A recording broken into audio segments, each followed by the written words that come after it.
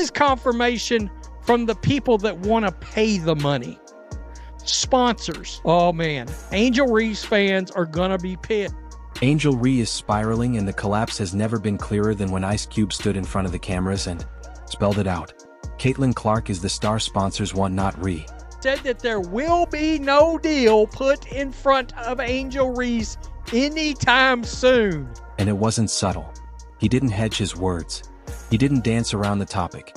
TMZ rolled the footage. Cube said, flat out, that the Big Three's $5 million offer was created exclusively for Clark. Not a shared package, not a whoever takes it first type of deal. No custom yield for Caitlin Clark. Caitlin Clark, did you turn down $15 million? Oh, that's a boss move. And that single sentence shattered every illusion about Angel Reese's so-called market power. Because Reese had built a brand on flash and noise. She crowned herself the Bayou Barbie. Turned college games into fashion shows. Strutted around like the face of a new wave. Ice Cube, they're about to come and get Ice Cube. We know how this works.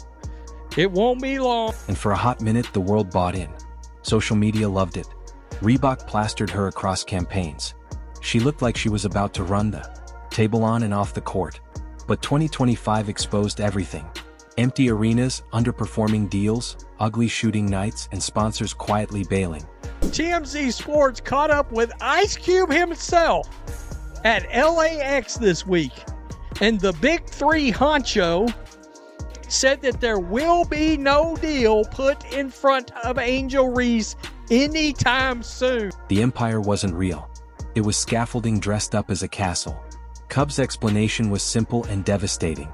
Sponsors told us Caitlin moves the needle. That's it. That's the quote. That's the market. Nobody said that about Ree. Clark brings in viewers, fills seats, sells jerseys, spikes TV ratings. Reese doesn't. Sorry, Angel Reese, the $5 million offer was only for Caitlin Clark. Fuck. It's about to get ugly. And when Ice Cube, who turned NWO Oaks Prius into a global brand, built movie franchises, and knows better than anyone how to monetize attention, says you're not worth the risk, that's worse than a headline. That's worse than losing a playoff game. That's a career-ending reality check. TMZ Sports caught up with Ice Cube himself at LAX this week. And the Big Three honcho. Think about the Big Three deal itself. $500,000 per game, 10 games guaranteed. That's $5 million for just showing up and playing basketball. And here's the twist. It wasn't a gamble. Cube and his people had run the numbers. They knew the ticket sales, the streaming rights, the merchandise, the sponsorship activations. It was all calculated. Caitlin Clark with the new Stanley Cup deal. It's amazing. I gotta go get my cup. I gotta get my t-shirt and my Stanley Cup. You already know. Clark wasn't just a good bet. She was a sure profit. Reese, she didn't even make the first page of the pitch deck. Her fans tried to spin it as unfair. Tried to frame it as Cube being biased. But business doesn't lie. If companies thought Reese could generate those kinds of returns, the offers would have been there. Let's take a look at the commercial.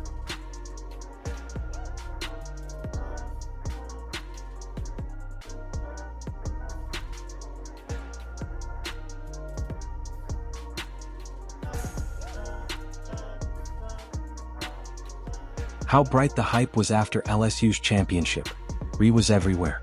She was on late-night TV, on magazine covers, all over TikTok. Reebok jumped in fast, announcing her as the centerpiece of a big new campaign. It felt like she was about to become a mogul. But by mid-2025, that glitter turned into dust. The campaigns went flat. Some projects stalled so long they might as well have been canceled.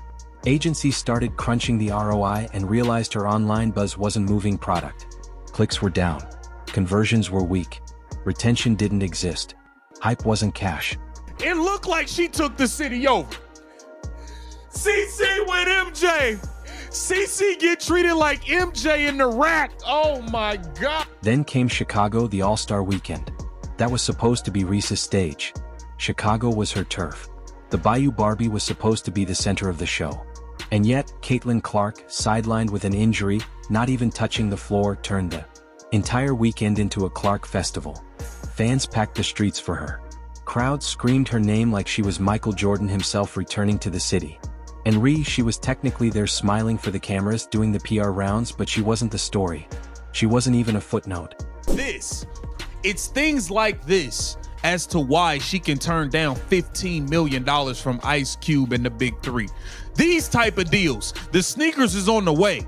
The CC ones is on the way. The logo ones. Get 2 pair if you can. Chicago flipped on its head and Clark owned it without playing a single possession. That's the difference that's been haunting Reese since branding versus authenticity.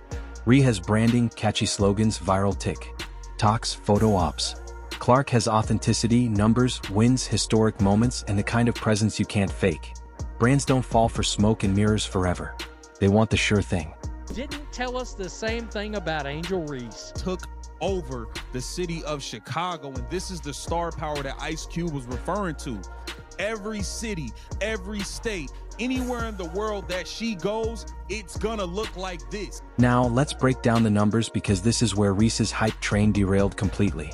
Caitlin Clark in just 50 WNBA games already tied for the 3rd most triple-doubles in league history. 50 games.